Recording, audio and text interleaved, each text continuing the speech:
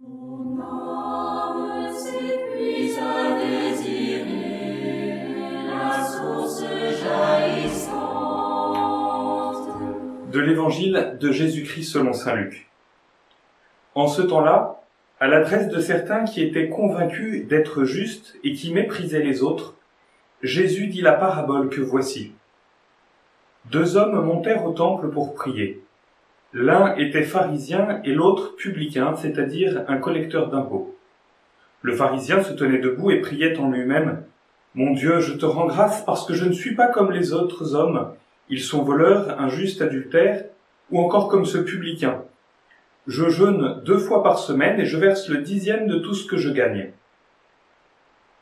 Le publicain, lui, se tenait à distance et n'osait même pas lever les yeux vers le ciel, mais il se frappait la poitrine en disant « Mon Dieu, montre-toi favorable au pécheur que je suis. » Je vous le déclare, quand ce dernier redescendit dans sa maison, c'est lui qui était devenu un homme juste plutôt que l'autre. Qui s'élève sera abaissé, qui s'abaisse sera élevé.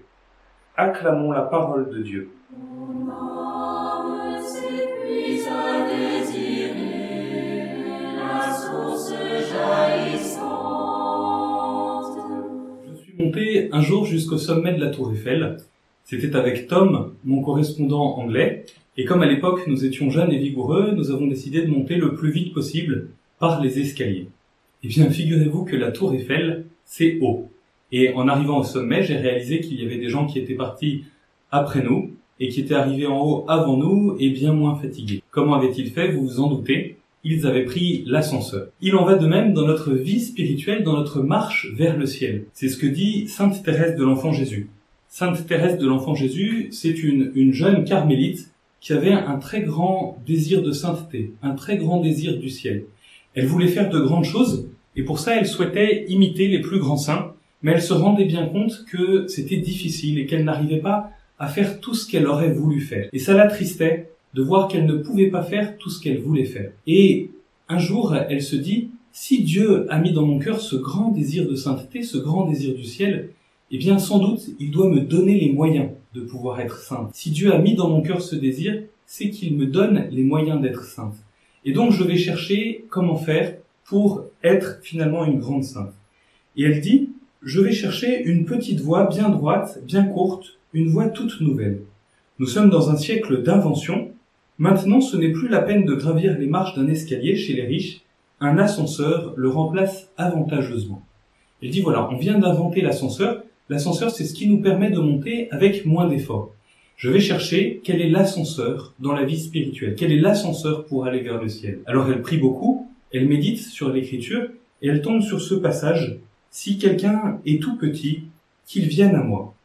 Et donc elle comprend que pour elle, l'ascenseur, ça va être d'aller à Jésus, de compter sur Jésus.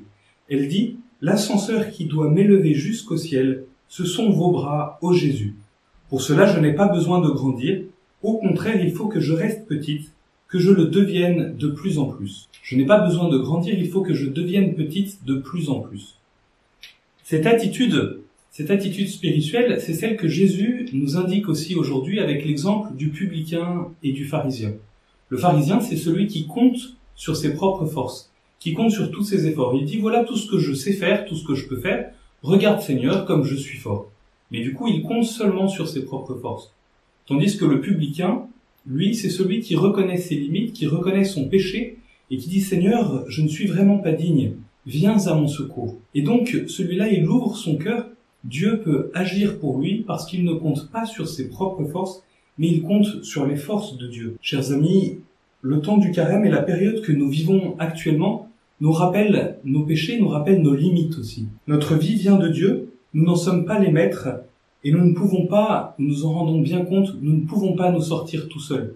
Nous ne pouvons nous sortir tout seuls ni de nos péchés, ni du mal présent dans notre monde.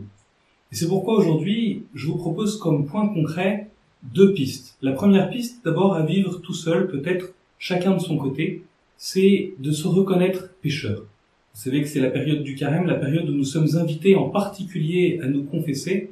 Eh bien, puisqu'en ce moment tout le monde ne peut pas venir se confesser, je vous encourage en tout cas à prendre le temps d'un bon examen de conscience pour reconnaître que vous avez, que nous avons chacun besoin que Dieu vienne nous sauver, que tout seul nous ne pouvons pas faire toujours le bien et éviter toujours le mal.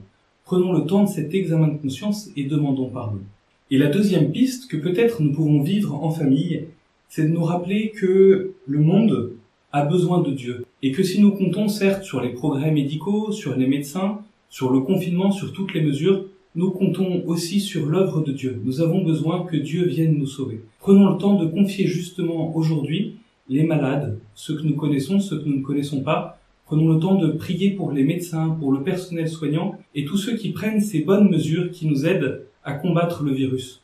Prenons le temps de les confier au Seigneur pour dire à Dieu, nous ne comptons pas que sur nous-mêmes, nous savons que nous avons besoin de toi. Amen. Ton âme s'épuise à désirer la source jaillissante.